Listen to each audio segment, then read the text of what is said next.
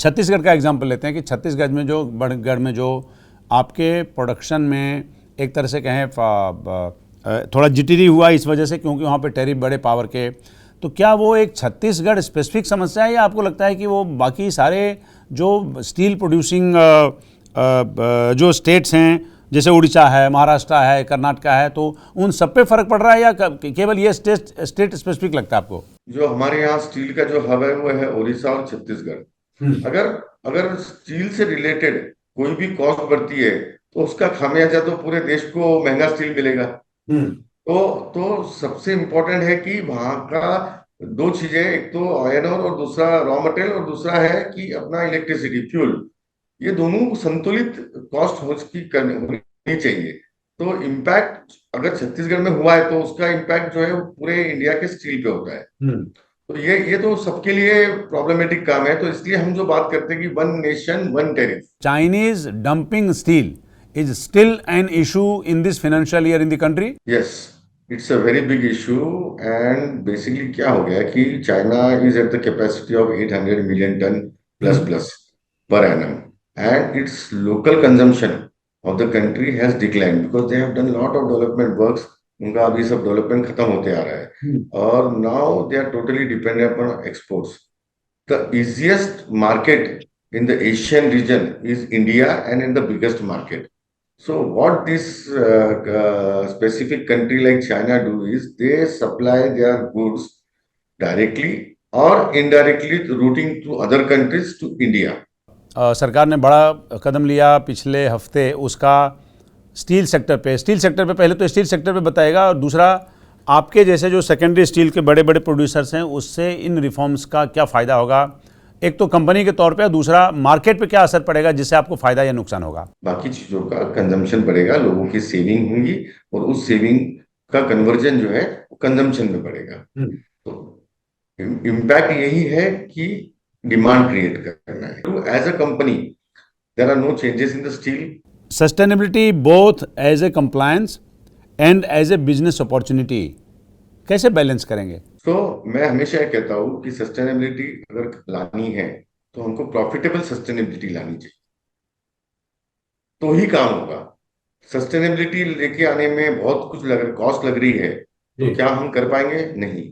अगर हम profitable sustainability लेके आते हैं तो हम कर पाएंगे। तो हमारा ये नारा है कि let us move towards a profitable sustainability. तो प्रॉफिटेबल सस्टेनेबिलिटी में सारी चीजें आ गई, हमारी कॉस्टिंग आ गई, हमारी क्वालिटी आ गई, हमारे कार्बन फुटप्रिंट्स आ गए, हमारा रिसोर्स आ गया, एवरीथिंग एवरीथिंग अगर सबने कंट्रीब्यूट किया तो we can become a profitable sustainable.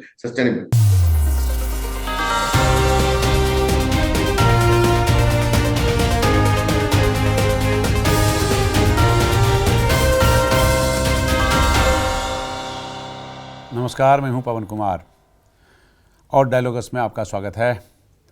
Steel किसी भी देश के औद्योगिक विकास की रीढ़ होती है, चाहे बात इंफ्रास्ट्रक्चर की हो, कंस्ट्रक्शन की दुनिया की हो, आधुनिक यानी मॉडर्नाइजेशन की। भारत जैसी उभरती अर्थव्यवस्था के लिए स्टील सेक्टर न केवल विकास का सिंबल है बल्कि आत्मनिर्भरता की दिशा में एक मजबूत आधार भी।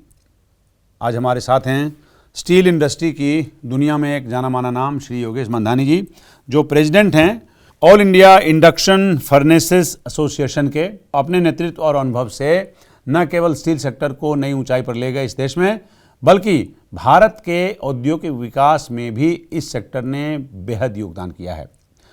चाहे वो उत्पादन की तकनीक हो, गुणवत्ता का नियंत्रण हो या फिर बाजार में पकड़ बनानी हो, मंधानी साहब ने हर क्षेत्र में अपनी अलग पहचान बनाई है, योगदान किया है। आइए जानते हैं उनके अनुभवों की कहानी। घरेलू बाजार में स्टील इंडस्ट्री अब कहां पहुंचा है पिछले कुछ सालों की तुलना में, चुनौतियां क्या हैं, संभावनाएं क्या हैं, और वो विजन जो भारत को 2030 तक नए टारगेट की तरफ पहुंचाएगा। सबसे पहले उसी से शुरुआत करते हैं। मंधानी साहब, अभी बात करने के लिए स्टील एक ऐसा सेक्टर है जो सेंसिटिव भी हो गया अभी, अगर इंटरनेशनल ट्रेड को देखेंगे तो, और जो देश के आधारभूत सुविधाओं को बढ़ाने का सबसे बड़ा एक कहें तो स्टफ है। उसी से शुरू करेंगे हम लोग। इस साल का लगभग 6 महीना निकल चुका है, अब निकल जाएगा अगले 3-4 हफ्तों में। स्टील सेक्टर के लिए जहां बैठे हैं आप, जहां से आप देख रहे हैं कि स्टील डोमेस्टिक सेक्टर में कैसा कर रहा है, किस तरह के दबाव में है, अंतर्राष्ट्रीय बाजार में स्टील की क्या हालत है। डोमेस्टिक मार्केट से शुरू करते हैं। सेकेंडरी स्टील में और ओवरऑल स्टील में इस देश में 6 महीने में आप अभी इस मतलब 2 क्वार्टर में आप कहां पाते हैं? जी, जैसा क्या था कि हमारे स्टील मिनिस्ट्री ने और हमारे माननीय प्रधानमंत्री जी ने जी 300 मिलियन टन का स्टील का लक्ष्य रखा है 2030 तक करने का। और इस लक्ष्य को पाने के लिए हम लोगों ने कैपेसिटी बिल्डिंग का काम स्टार्ट कर दिया है। अब कैपेसिटी बिल्डिंग में जब कैपेसिटीज बढ़ती है तो उसकी खपत भी बढ़नी चाहिए। पर जैसा कि ये लास्ट 6 महीने में जो हमारी खपत है वो हमारी कैपेसिटी की तुलना में जो ग्रोथ होनी चाहिए थी खपत की, वो नहीं हो पाई है। तो ये एक चिंता का विषय है। और हम चाहते हैं कि आने वाले 6 महीने जो बचे हैं इस साल के, उसमें हमारी जो इंफ्रास्ट्रक्चर की जो ग्रोथ है और उसके उसकी वजह से जो लगने वाली खपत है स्टील की, वो बढ़नी चाहिए। तो इम्पैक्ट हमको बहुत ज्यादा हो गया है कि एक तो हमारी कैपेसिटीज बढ़ी है, दूसरी तरफ जो हमारे एक्सपोर्ट्स थे वो एक्सपोर्ट्स डिक्लाइन हुए, कम हुए। तो आने वाले समय में देयर आर चैलेंजेस, बट या every challenge has to be resolve and it will be taken care by the ministry and the government. Steel में डिक्लाइन क्यों है? एक्सपोर्ट में अभी आएंगे, यूएस टैरिफ पे बाद में आएंगे मंदानी साहब, बट जनरली स्टील बहुत अच्छा नहीं कर रहा, वर्ल्ड मार्केट में बहुत खराब भी नहीं कर रहा है। सर, अभी तो फिलहाल जो पोजीशन है उसके हिसाब से तो स्टील ग्लोबली थोड़ा सा डाउन ट्रेंड में है। द रीजन इज कि यूएस टैरिफ का तो एक इम्पैक्ट है ही है। सेकेंडली क्या है कि ग्लोबल कंजम्पशन जो डेवलप कंट्रीज है वहां पर कंजम्पशन स्टील का कम हुआ है और नई नए ग्रोथ नहीं आ रही है, नया इंफ्रास्ट्रक्चर तो नहीं हो रहा है। दूसरा, चाइना सबको पता है कि अपनी कैपेसिटीज जो है उनकी, वो कैपेसिटीज के तहत वो global industry, global countries, globally सारे कंट्रीज में अपना एक्सपोर्ट करने का क्षमता रखता है और वो एक अफोर्डेबल स्टील बना के अपना एक्सपोर्ट करता है। उसके चलते जो हमारे जैसे जो देश है जहां पर हमारा एक्सपोर्ट परसेंटेज भले ही कम है, पर उसमें थोड़ा इम्पैक्ट आया है। और वो इम्पैक्ट के तहत जो कैपेसिटीज एक्सपोर्ट्स के लिए थी, वो कैपेसिटीज अब डोमेस्टिक मार्केट को सर्व कर रही है। तो इसलिए डोमेस्टिक मार्केट में हमारे यहाँ पर थोड़ा डाउन ट्रेंड दिखना जा रहा है और इंफ्रास्ट्रक्चर ग्रोथ भी जो है थोड़ी कम हुई है लास्ट 6 मंथ्स में। तो ये सारे चैलेंजेस तो है जिसकी मैं इसके पहले के बात किया आपसे। हाँ जी। अच्छा, अभी जैसे सप्लाई और जो खासकर, चलिए थोड़ा सा भटकते हैं अपने विषय से। सप्लाई है रॉ मटेरियल का, वो डिमांड से क्या मिसमैच कर रहा है? देखो, स्टील बनाने के लिए बेसिकली 2 टाइप के मुख्य रॉ मटेरियल लगते हैं। वो है, एक तो आप आयरन ओर यूज करो और दूसरा है आप स्क्रैप पे डिपेंडेंसी है। तो बेसिकली हुआ क्या कि ये जो नेट जीरो कार्बन का जो वर्ल्ड वाइड जो चल रहा है, कार्बन इमिशंस को हमको कम करने हैं, सारे देश को, सारे कंट्रीज ने अपने अपने नॉर्म्स बनाए हैं कंट्रोल करने के लिए कार्बन को। तो इसके लिए जो रॉ मटेरियल जो सबसे नेट जीरो कार्बन का माना जाता है वो चीज है scrap. Anything which is falls under the scrap, not only for the steel but for any of the product, any of the commodity, anything which falls under the category of scrap is said to be a raw material of net zero carbon. तो इसके चलते हुआ क्या कि जो scrap का हम import करते थे वो 64 कंट्रीज ने अपने अपने कंट्रीज से एक्सपोर्ट करने का बैन कर दिया, क्योंकि इसका डिमांड है। हर कंट्री को ये लगता है कि now this scrap has become a prestigious material for the net zero carbon product. तो इसके चलते एक तो स्क्रैप का ये प्रॉब्लम हुआ। सेकंड क्या है कि माइनिंग के अंदर हमारे बहुत सारे इंटरनल इशू थे। फॉरेस्ट का इशू आता है, स्टेट के क्लियरेंसेस के इशू आते हैं और थोड़ा जियोपॉलिटिकली भी थोड़ा सा कॉन्फ्लिक्ट होते रहता है आयरन ओर के मामले में। तो ये सब सारी चीजों को देखते हुए आयरन ओर का माइनिंग ऑप्शन होता है पर वो ऑपरेशंस में नहीं आ पा रहे हैं। तो उसकी वजह से आयरन ओर की भी स्कैरसिटी हो रही है। तो अगर हमको, हमारा लक्ष्य है कि 300 मिलियन टन बनाना है, प्रोडक्शन ग्रोथ करनी है एक्सपोर्ट्स बढ़ाने हैं, तो उसके लिए हमको हमारी रॉ मटेरियल की व्यवस्था करनी पड़ेगी। और रॉ मटेरियल की व्यवस्था करनी है तो स्क्रैप पे हमारा कंट्रोल नहीं है, क्योंकि वो हम डेवलप कंट्रीज तो है नहीं कि हमारे पास बहुत स्टील लग चुका है, अब वो स्क्रैप होने जा रहा है। अभी हमारे यहाँ तो डेवलपिंग स्टार्ट हुआ है, डेवलपमेंट स्टार्ट हुआ है। तो स्क्रैप जनरेट होना हमारे यहाँ अभी टाइम लगेगा, 10-15 साल लगेंगे। तो स्क्रैप हम जब इंपोर्ट करोगे, तो इंपोर्ट में लोगों ने बैन कर दिया है, बाकी कंट्रीज ने बैन कर दिया, तो स्क्रैप हमको मिलना नहीं है। तो हमारी डिपेंडेंसी अब टोटली मैक्सिमम आयरन ओर पे है। जितना आयरन ओर का हम माइनिंग करेंगे, जितना हम आयरन ओर को बाहर निकालेंगे, उतना हम स्टील बना पाएंगे। अभी जो मार्जिन मार्जिन पे प्रेशर है क्या आप लोगों के? सो बेसिकली क्या है कि अगर इंटरनेशनल ग्लोबली हम देखा जाए तो हमको अफोर्डेबल स्टील बनाना पड़ेगा। अफोर्डेबल स्टील बनाने के लिए जो मुख्य है कि रॉ मटेरियल की कॉस्ट कम होनी चाहिए।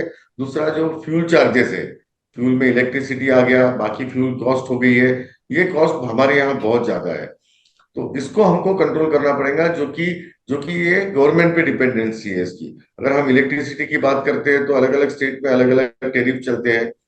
तो जैसा कि चाइना और बाकी जो जो स्टील मेकिंग कंपनी कंट्रीज है, वहां पर क्या होता है कि स्टील इंडस्ट्री को जहां पर वो फ्यूल के रूप में लगती है इलेक्ट्रिसिटी, उस उसको एक सेपरेट दर्जा दिया जाता है, उसका एक सेपरेट कॉस्ट होता है। वो यूनिफॉर्मिटी सारे सारे प्लांट वालों के लिए होता है। तो ये चीज हमने भी यहाँ पर कही है कि हमारे लिए स्टील इंडस्ट्री, चाहे वो नॉर्थ में हो, ईस्ट में हो, वेस्ट में हो, पर उसको अगर यूनिफॉर्म टैरिफ मिले इलेक्ट्रिसिटी का, तो वो एक बहुत कंट्रोल करेगा हमारी कॉस्ट ऑफ मेकिंग स्टील में।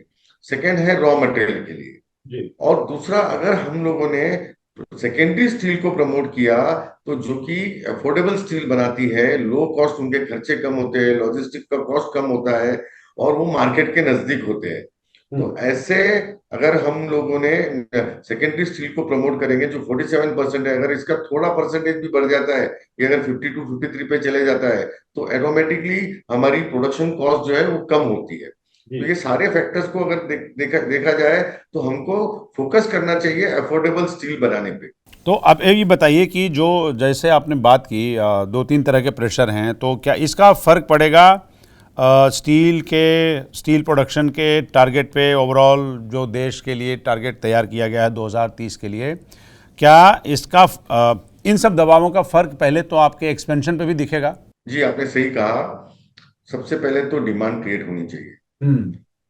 अगर डिमांड होगी तो स्टील का प्रोडक्शन भी होगा और स्टील बिकेगा भी। तो डिमांड के ऊपर सब कुछ है। अगर मान के चलो कि हमारी कैपेसिटी 100 टन बनाने की है पर डे की, या 1000 टन पर डे बनाने की है, और हम अगर प्रोडक्शन उसमें 500 टन 600 टन ही कर पा रहे हैं, तो ऐसी हमारी कॉस्ट बढ़ जाती है। हम अगर प्रोडक्शन क्यों कम कर पा रहे हैं? क्योंकि हमारे पास खपत नहीं है। अगर डिमांड फुल स्विंग आ जाए और मेरा प्रोडक्शन 90% 95% पे लेके जाता हूं, तो मेरी प्रोडक्शन कॉस्ट कम होती है, नंबर 1, जो कि कंट्रोलेबल है, जो कि हमारे हाथ में है। बाकी चीजें तो हमने बात की है, इलेक्ट्रिसिटी की और रॉ मटेरियल माइनिंग ज्यादा से ज्यादा होगा तो उसकी कॉस्ट कम होगी, माइन की कॉस्ट कम होगी। एंड माइन की कॉस्ट इंटरनेशनल मार्केट पे डिपेंड नहीं करती, क्योंकि वो हमारे यहाँ का आयरन ओर है, हमारे यहाँ की मिट्टी है।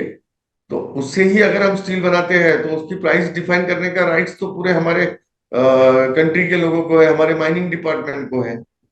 तो ये सारी चीजें अगर हम करते हैं, तो हम एक सस्टेनेबल और अफोर्डेबल स्टील बना पाएंगे।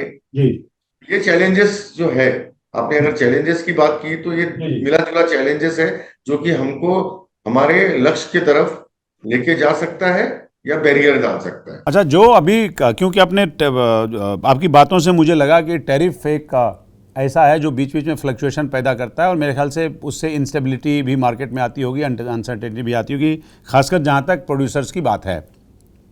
छत्तीसगढ़ का एग्जांपल लेते हैं कि छत्तीसगढ़ में जो आपके प्रोडक्शन में एक तरह से कहें थोड़ा जिटरी हुआ इस वजह से, क्योंकि वहाँ पे टैरिफ बड़े पावर के, तो क्या वो एक छत्तीसगढ़ स्पेसिफिक समस्या है, या आपको लगता है कि वो बाकी सारे जो स्टील प्रोड्यूसिंग जो स्टेट्स हैं जैसे उड़ीसा है, महाराष्ट्र है, कर्नाटका है, तो उन सब पे फर्क पड़ रहा है या केवल ये स्टेट स्पेसिफिक लगता है आपको? नहीं सर, बेसिकली क्या होता है कि हर स्टेट का अपना अपना इलेक्ट्रिसिटी की अगर हम बात करें तो हर स्टेट का अपना अपना डिस्कॉम होता है। क्योंकि बीच में मंधानी साहब, आपके जैसे जो लोग स्टील प्रोड्यूसर्स हैं, उन्होंने इस इशू को बहुत मेरे ख्याल से काफ़ी समझाने की कोशिश की, क्योंकि छत्तीसगढ़ वाले ने काफ़ी अखबारों में मतलब सुर्खियां बटोरी, समझिए। मैं आपको बताता हूँ कि क्या होता है कि जो हमारे यहाँ स्टील का जो हब है वो है उड़ीसा और छत्तीसगढ़। अगर अगर स्टील से रिलेटेड कोई भी कॉस्ट बढ़ती है तो उसका खामियाजा तो पूरे देश को महंगा स्टील मिलेगा। तो सबसे इम्पोर्टेंट है कि वहां का दो चीजें, एक तो आयरन और दूसरा रॉ मटेरियल और दूसरा है कि अपना इलेक्ट्रिसिटी फ्यूल, ये दोनों संतुलित कॉस्ट होनी चाहिए। तो इम्पैक्ट अगर छत्तीसगढ़ में हुआ है तो उसका इम्पैक्ट जो है वो पूरे इंडिया के स्टील पे होता है। तो ये तो सबके लिए प्रॉब्लमेटिक काम है। तो इसलिए हम जो बात करते हैं कि one nation one tariff, one nation one uniform tariff का नारा हमारा है। हम चाहते हैं कि गवर्नमेंट इसमें इंटरवेन करे और हमारे स्टील सेक्टर के लिए one nation one uniform tariff अगर होता है तो that will be more helpful. Sir, कहाँ से पॉसिबल हो सकेगा मंधानी साहब? ये आप ऐसी बात कर रहे हैं जो सरकार मानेगी ही नहीं। ऐसी कौन सी चीज है जो नहीं मानती है और मानती है? वो तो सरकार पे डिपेंड करता है। मेजोरिटी की सरकार है, क्यों नहीं हो सकता है? Why why it is not possible? Everything is possible. जब अगर ट्रम्प कोई टैरिफ इशू करता है तो हम पूरा देश इकट्ठा होकर उसके ऊपर जीएसटी रिफॉर्म्स लेके आते हैं। तो व्हाई जीएसटी रिफॉर्म्स अगर आ सकता है and that is to counter the Trump tariff, so there are many things which can be done to counter the cost, the counter the production and to counter the exports. नहीं, चलिए, मैं मानता हूं आपकी बात की। चलिए, राज्य सरकारों को सद्बुद्धि आए, अगर सब एक पटरी पे आ जाए तो क्या दिक्कत है?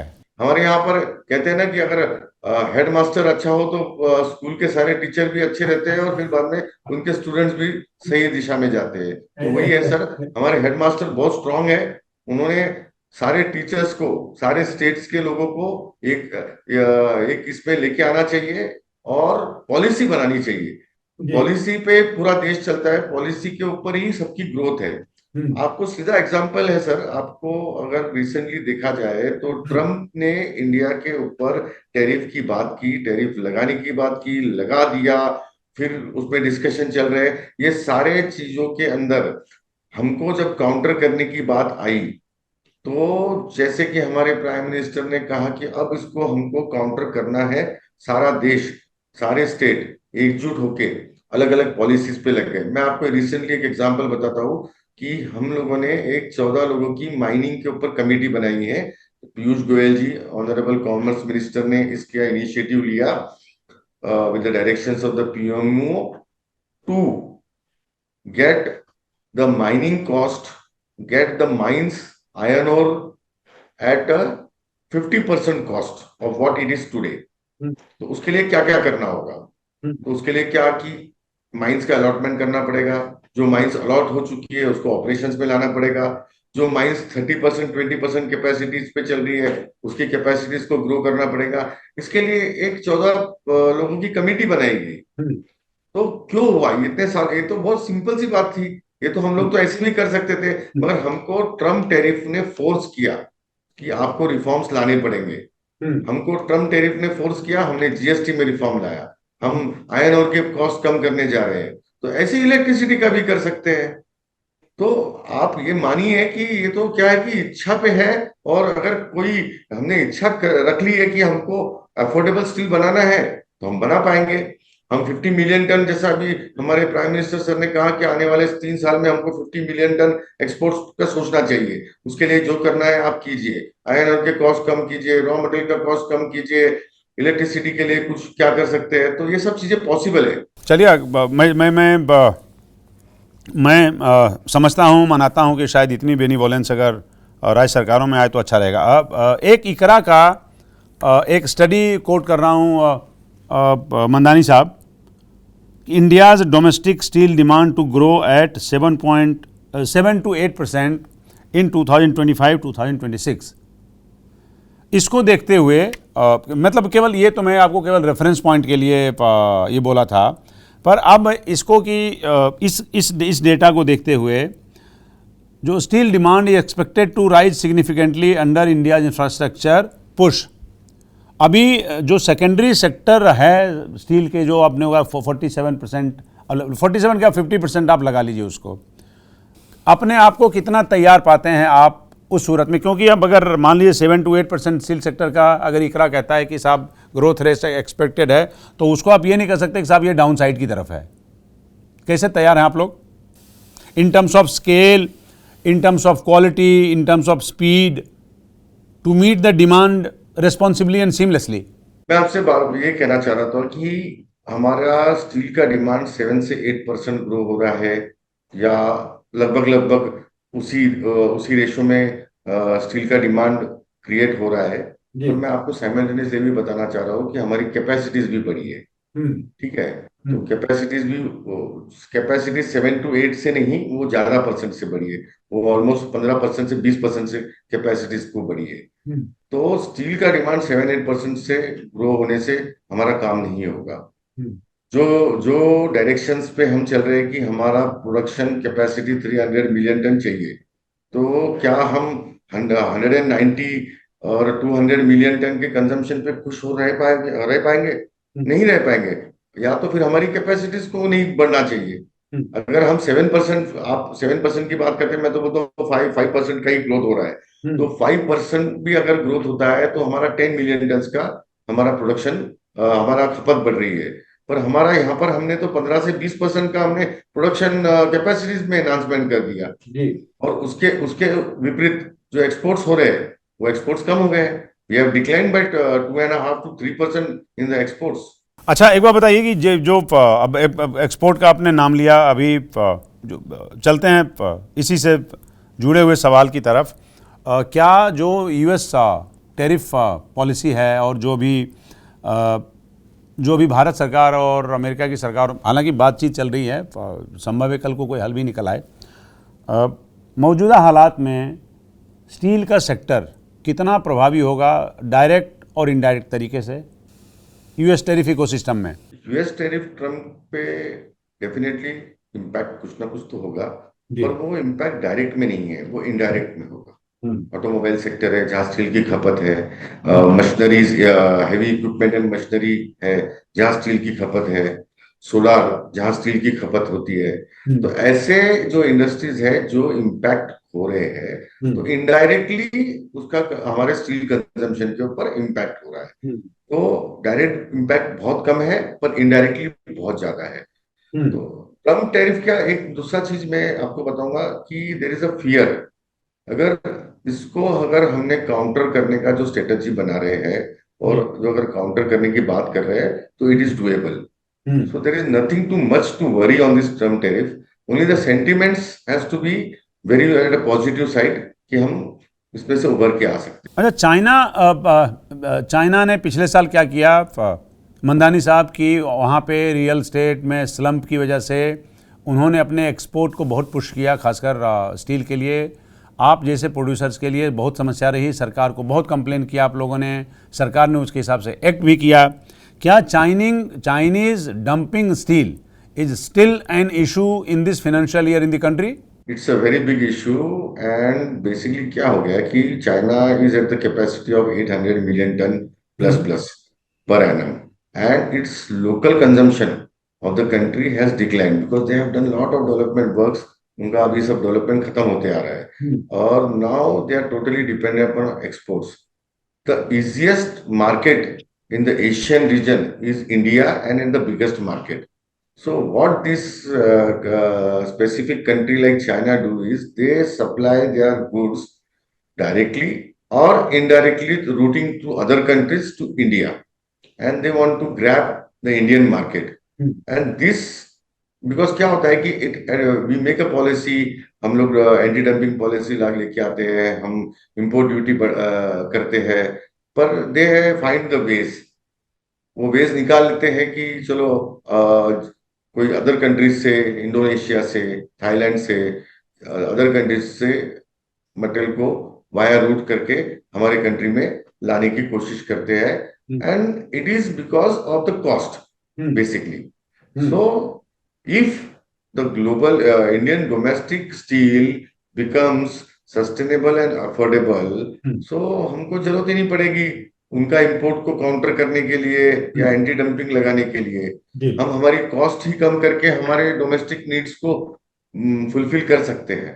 तो ये सबसे बड़ी इंपॉर्टेंट बात है जिसको हम बार बार हम लोग मिनिस्ट्री के तरफ और पॉलिसी मेकर्स के तरफ हम लेके जाते हैं। And things are on the track. In the coming days we will see that this will be countered naturally. Forcefully हमको किसी को भी काउंटर करने में कोई फायदा नहीं है, हमको नेचुरल वे में इसको काउंटर करना चाहिए। अभी जो सरकार ने पिछली दफ़ा जो टैरिफ बैरियर के ज़रिए इसको रोकने की कोशिश की थी, इसको थोड़ा सा कर्ब करने की कोशिश की थी, उसका इम्पैक्ट क्या है और क्या अगर वो क्या पर्याप्त है जो आपको लगता है कि अभी भी वो एक इशू है? कुछ हद तक उसमें कंट्रोल हुआ था, कुछ हद तक हुआ था, पर ठीक है, जैसे कि मैंने कहा कि इधर एवरी पॉलिसी को ब्रेक करने के लिए लोग बैठे हुए हैं, तो वो चीजें होती है और फिर उस चीज का खामियाजा यही होता है कि इंपोर्ट तो आता ही है। तो ये सब चीजों को देखते हुए मैंने जो कहा आपसे कि वो फोकस वो होना चाहिए कि फोर्सफुली बैरियर्स लगाने के बजाय हम नेचुरल बैरियर्स लगाए। नेचुरल बैरियर्स में यही होता है कि हम अफोर्डेबल बने, हम सस्टेनेबल बने। ओके, नहीं, बहुत बढ़िया, बहुत बढ़िया सलाह आपकी। यूरोपियन यूनियन का जो रेगुलेशन है, जैसे CBM की तरफ चलते हैं, जो जितना एल्बो रूम मिला, जो 1 साल का वक्त मिला, उससे कितना रिलीफ आपको होगा और क्या अभी ज़्यादा वक्त चाहिए, और या लगता है कि अब नहीं, अब कोई ज़्यादा फ़र्क नहीं पड़ता अगर लागू हो भी गया तो, और इससे इंडिया के स्टील एक्सपोर्ट पे ज़्यादा फ़र्क नहीं पड़ेगा, और किस तरह आप उसमें ग्रीन एस्पेक्ट्स जोड़ने के लिए इंडस्ट्री तैयार बैठी है? ये सबसे हमारा क्या बोलते हैं ना, दिल को छूने वाला क्वेश्चन है, और ये हमारे सेक्टर का डोमेन है, क्योंकि हमारा जो सेक्टर है वो ग्रीन स्टील बनाने में सक्षम है, और वो डेकेड से ये ग्रीन स्टील बना रहा है, क्योंकि वो स्क्रैप यूज करता है। पावर के अंदर भी काफी हद तक हमारे लोग विंड पावर, सोलर पावर और बाकी चीजों में, रिन्यू पावर के अंदर उसका यूटिलाइजेशन करते हैं और करने जा रहे हैं। तो ये हम लोग जो कहा जाता है कि there are like 2 sectors, one is a main and primary producer, second is a secondary and sustainable producers.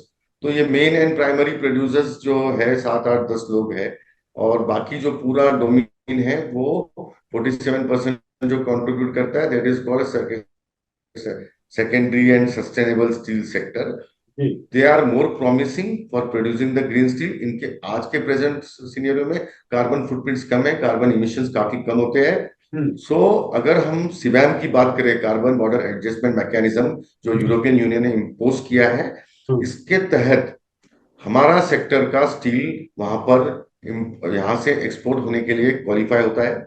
Only the thing is कि we will have to be ready for a good regulatory certification and a qualification of that this steel has produced with a less carbon emissions. The reason behind this is we use scrap to a certain extent in our production process. Secondly, we use the fuel or the electricity which comes from the renewable sources. And thirdly, the technologies has helped our sector a lot in controlling the carbon emissions by various ways. Even to some extent of carbon capture is being done in our steel making. So overall secondary steel बहुत promising sector है, और मुझे खुशी होती हुई कहते हुए कि स्टील मिनिस्ट्री ने ये रिकॉग्नाइज किया कि ये सेक्टर प्रॉमिसिंग है और इनको सपोर्ट करना चाहिए। सो बहुत सारी ग्रीन टेक्सोनॉमी की बात कही जा रही है, इंसेंटिवाइज करने की बात की जा रही है, ग्रीन सर्टिफिकेट्स अलॉटमेंट हमारे सेक्टर में स्टील मिनिस्ट्री के द्वारा चालू हो गया है। तो ये सारे चीजों को देखते हुए एक नया दौर हमारे सेक्टर के लिए उभर के आ रहा है, वो है ग्रीन स्टील का। And this is going to help us to get or capture a market which is from the developing countries like European countries. मैं आपको बताते हुए मुझे खुशी होगी कि हमारे यहाँ का स्टील जो है नियोम सिटी जो सऊदी में जो बन रही है, उसमें हमारे यहाँ का स्टील सेकेंडरी सेक्टर के प्लेयर्स का जा चुका है, because their carbon emissions is almost like 600 kgs per ton of carbon per ton of steel, as compared to the global standard of 2800 to 3200 kgs per ton of steel, per ton of carbon per ton of steel. तो कहने का मतलब है कि minimum से कम carbon emission का steel लोग लेने की बात कर रहे हैं। और अगर इसको नेट जीरो पे लेके जाना है तो हमारे को थोड़ा सा और मेहनत करनी पड़ेगी। जहां भी हमारे फ्यूल में और रॉ मटेरियल मिक्स यूज में जहां जहां भी कार्बन के स्ट्रेसेबिलिटी है उसको हमको एलिमिनेट करना है।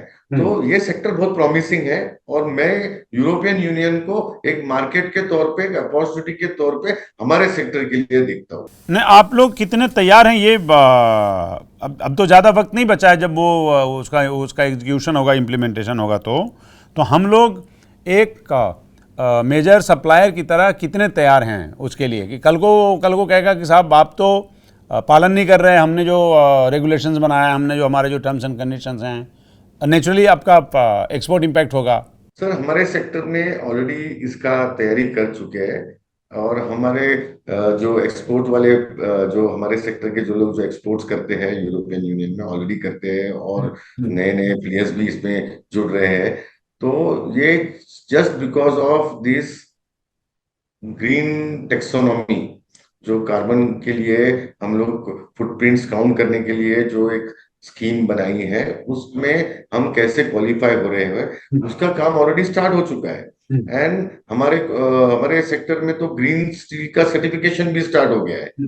तो ये सारे रेगुलेटरीज को हम लोग सीबैम के जो रेगुलेटरीज है उस पर काम स्टार्ट कर चुके हैं and like we are halfway towards it. और बहुत जल्दी आपको दिखेगा कि इस सेक्टर के प्लेयर्स कार्बन फुटप्रिंट्स के टेक्सोनॉमी को अडॉप्ट करके अपना स्टील एक्सपोर्ट कर रहे हैं। मंधानी साहब, जीएसटी पे रिफॉर्म्स का जो एक सरकार ने बड़ा कदम लिया पिछले हफ्ते, उसका स्टील सेक्टर पे पहले तो स्टील सेक्टर पे बताएगा, और दूसरा आपके जैसे जो सेकेंडरी स्टील के बड़े बड़े प्रोड्यूसर्स हैं उससे इन रिफॉर्म्स का क्या फ़ायदा होगा, एक तो कंपनी के तौर पे, और दूसरा मार्केट पे क्या असर पड़ेगा जिससे आपको फ़ायदा या नुकसान होगा।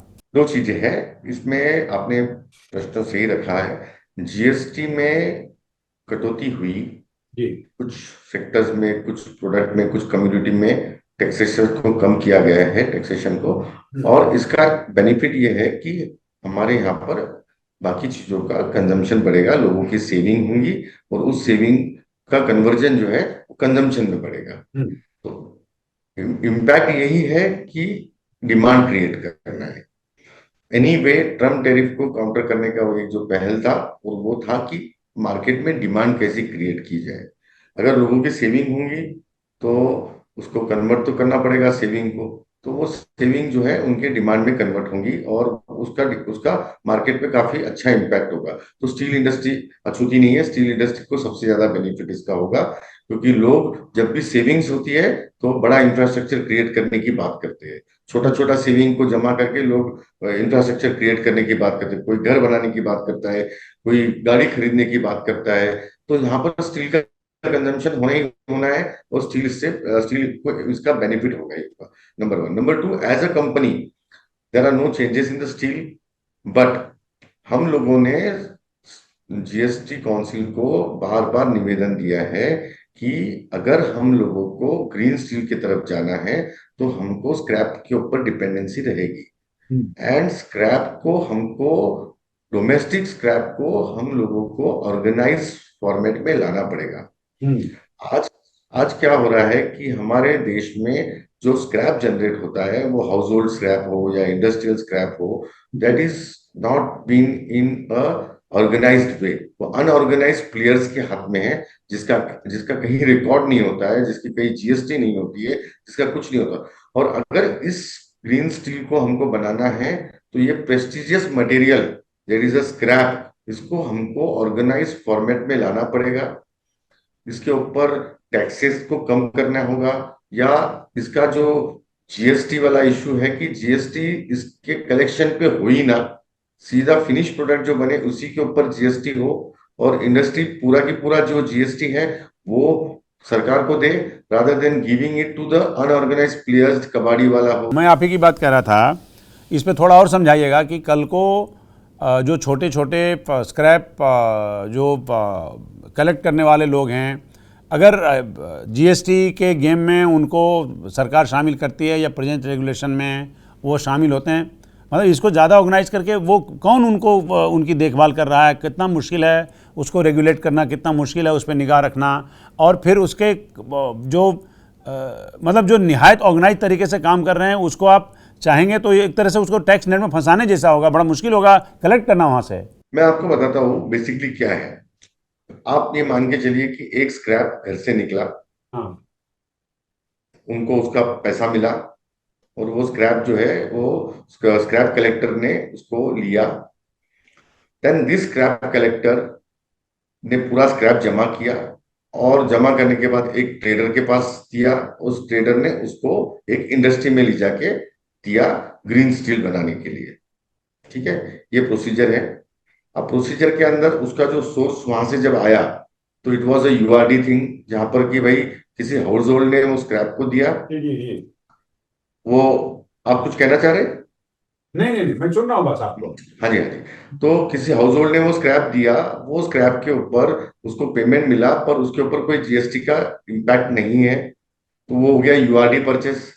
अब यूआरडी परचेस जो बंदा करता है, now it is his responsibility to give the taxes to the government जी।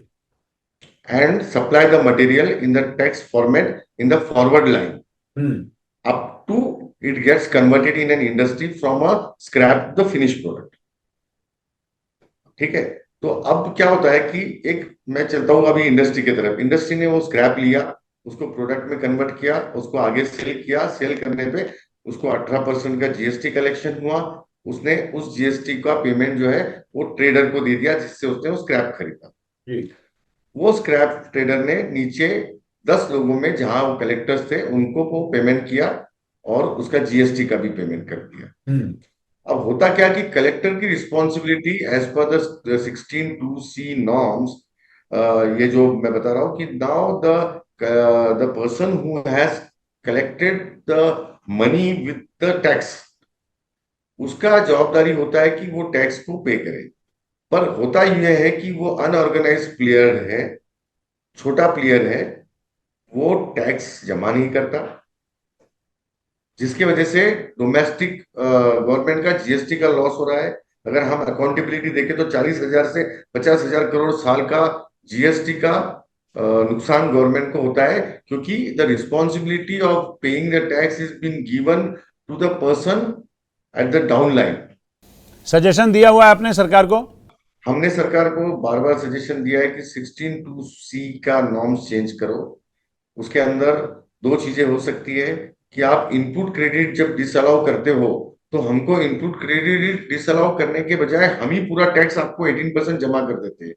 हम 18% का जीएसटी फिनिश प्रोडक्ट पे कलेक्ट करते हैं, जितना हमारा काउंटर पार्ट है वो हम भरते हैं, और बचा हुआ जो 18% में से जो पैसा होता है वो हम लोग नीचे देते हैं, ताकि ये सोच के कि वो पैसा आगे जाने के बाद वो भर देगा।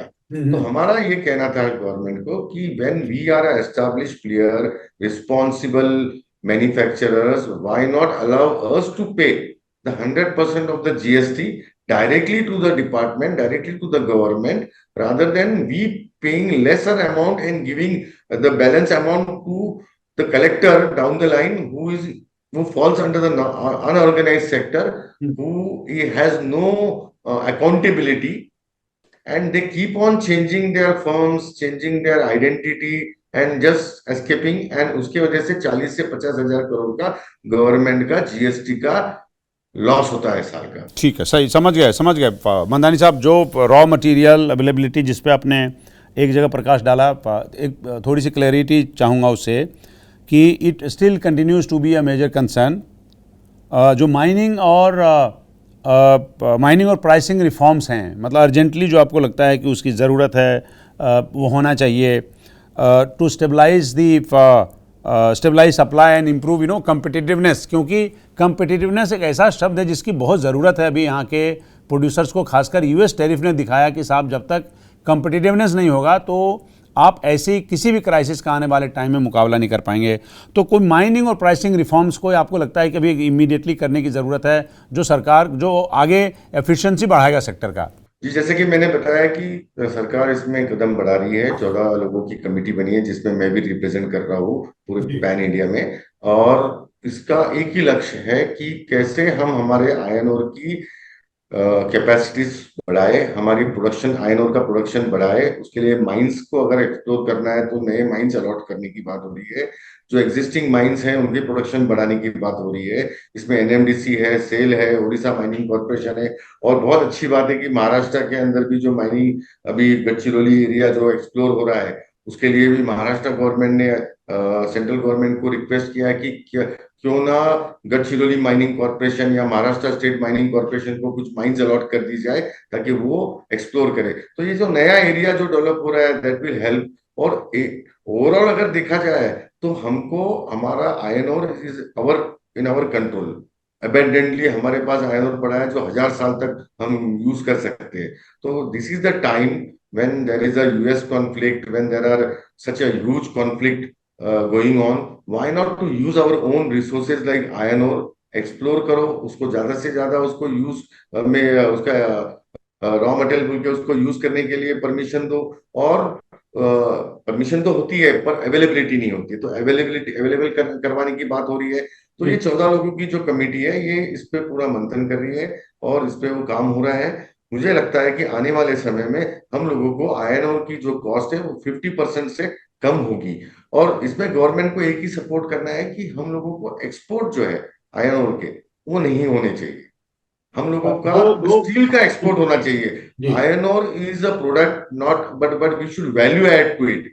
वो आयरन ओर को आयरन से कन्वर्ट करना चाहिए पूरे कंप्लीट स्टील में और फिर एक्सपोर्ट में जाना चाहिए। जी जो कि ये सब चीजें होने वाली है आने वाले समय। तो हमने ये सारी चीजों पे चिंतन करना स्टार्ट कर दिया है और गवर्नमेंट एक पॉलिसी के रूप में इसमें काम करने वाली है। तो देखते हैं आने वाले समय में एक नया विकसित भारत सबको हमारे सामने दिखेगा। अच्छा, जो एक छोटा सा सवाल, दो आखिरी के सवाल मंदानी साहब। एक छोटा सा सस्टेनेबिलिटी पे, कि सस्टेनेबिलिटी समय की मांग है। अब बहुत सरकार ने बहुत नज किया है, तो जहाँ तक मुझे समझ में आता है आप लोग भी काफ़ी हद तक कंप्लाई करने की कोशिश कर रहे हैं, काफ़ियों ने किया है। Sustainability both as a compliance and as a business opportunity कैसे बैलेंस करेंगे? तो मैं हमेशा ये कहता हूँ कि सस्टेनेबिलिटी अगर लानी है तो हमको प्रॉफिटेबल सस्टेनेबिलिटी लानी चाहिए, तो ही काम होगा। सस्टेनेबिलिटी लेके आने में बहुत कुछ कॉस्ट लग रही है, तो जी क्या हम कर पाएंगे? नहीं। अगर हम प्रॉफिटेबल सस्टेनेबिलिटी लेके आते हैं तो हम कर पाएंगे। तो हमारा ये नारा है कि let us move towards a profitable sustainability. तो प्रॉफिटेबल सस्टेनेबिलिटी में सारी चीजें आ गई, हमारी कॉस्टिंग आ गई, हमारी क्वालिटी आ गई, हमारे कार्बन फुटप्रिंट्स आ गए, हमारा रिसोर्स रिसोर्स आ गया। एवरीथिंग एवरीथिंग अगर सबने कंट्रीब्यूट किया तो we can become a profitable sustainable. अच्छा, एक बात बताइए, कल को आपको प्राइम मिनिस्टर बुलाएं और स्टील मिनिस्टर को बुलाएं, आप सबको एक कमरे में बंद कर दें और आपको 1 मिनट का टाइम दें कि जल्दी से बताओ क्या स्टील में जो मोस्ट अर्जेंटली रिक्वायर्ड है, आप आज जो बोलिएगा मंदानी साहब वो कल हो जाएगा। ऐसी कौन सी बात आप उनको बताएंगे? 30 सेकेंड और या 1 मिनट का टाइम आपके पास। मैं 30 सेकंड में ही बता देता हूँ जी क्योंकि हमारे सबका कॉमन एक ही लक्ष्य है।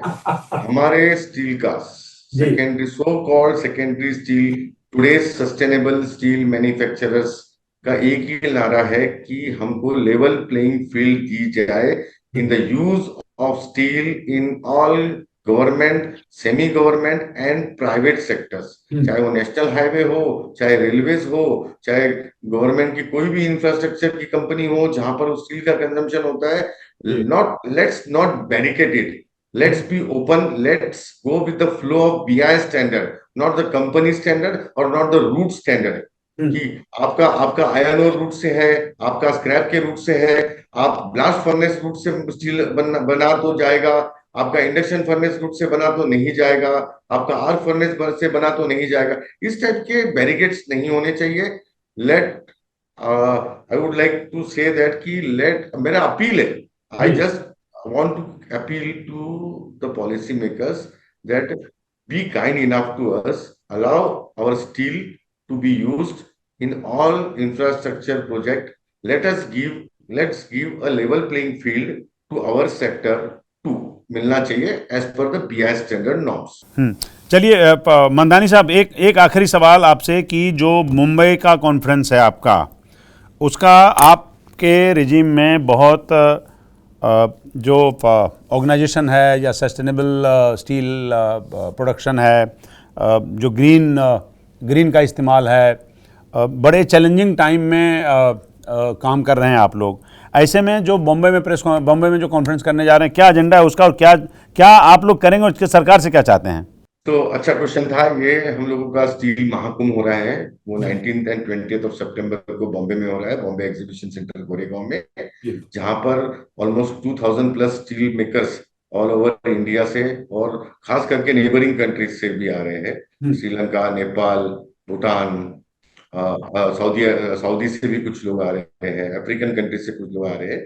ये सारे लोग जो आ रहे हैं, ये स्टील महाकुंभ है, जिसमें हम लोग एक revolution, there is a call, urgency है कि हम लोगों को ग्रीन सस्टेनेबल स्टील की तरफ जाने के लिए कैसे हम प्रॉफिटेबल सस्टेनेबल ग्रीन स्टील बना पाए, इसकी इसके चिंतन के लिए, पॉलिसी मेकिंग के लिए हम सब लोग इकट्ठा हो रहे हैं। स्टील मिनिस्ट्री ने इस इवेंट को, इस स्टील महाकुंभ को सपोर्ट किया है। महाराष्ट्र के सीएम ने भी इसको सपोर्ट किया और वो सारे सब चीफ गेस्ट के रूप में इस इवेंट में पार्टिसिपेट होने वाले हैं। हमारे कंसर्न्स को सुनने के लिए, इस सेक्टर को एक दर्जा देने के लिए स्टील मिनिस्ट्री ने इस महाकुंभ का आयोजन, जो हमारी IIFA sustainable steel manufacturing association कर रही है, उसको सपोर्ट कर रहे हैं। हमारी एसोसिएशन जो है वो उसमें 1800 प्लस स्टील मैन्युफैक्चरर्स है ऑल अक्रॉस इंडिया, जो कि एमएसएमई और लार्ज स्टील मैन्युफैक्चरर होते हैं। और ये लोग जो नए रिफॉर्म्स आने वाले हैं उसमें टेक्नोलॉजी का, उसमें गवर्नमेंट ने क्या इंसेंटिव स्कीम रखी है, कैसे हम उसको क्वालिफाई कर सकते हैं, कैसे हम ग्रीन टेक्सोनॉमी की तरफ कैसे हमने पदार्पण करना चाहिए, हम उसमें आगे हमारी पाथवे कैसी होनी चाहिए, ये 2 दिन के इस सत्र शिविर में सारा डिस्कशन हम लोग करने वाले हैं। चलिए, बहुत बहुत शुक्रिया मदानी साहब हमसे बात करने के लिए, बहुत बहुत शुक्रिया आपका। आपके माध्यम से मैं कहना चाहूंगा कि इस स्टील महाकुंभ को आप सभी लोगों ने सपोर्ट करना चाहिए, क्योंकि ये इंफ्रास्ट्रक्चर ग्रोथ में बहुत बड़ा रोल प्ले करते हैं स्टील मैन्युफैक्चरर्स। और अगर आप सब लोग भी उसमें आ सको तो हमारा मनोबल बढ़ेगा। हम आपको सबको इनवाइट करते हैं, आपके माध्यम से मैं सारे लोगों को इनवाइट करता हूँ कि ये 2 दिन के महाकुंभ में जो एग्जीबिशंस है, वहां पर ऑलमोस्ट 200 से ज्यादा लोगों ने अपना टेक्नोलॉजी को शोकेस किया है, अपने स्टील को शोकेस किया है। तो आप आके उनको सपोर्ट कीजिए और एक नया विकसित भारत की तरफ जाने का जो लक्ष्य हम लोगों ने रखा है, इस स्टील महाकुंभ से हम इसकी शुरुआत करने जा रहे हैं। देश के निर्माण में किसी भी प्रयास का हम समर्थन करते हैं, हम आपके साथ हैं। थैंक यू, बहुत बहुत शुक्रिया आपका। Thank you.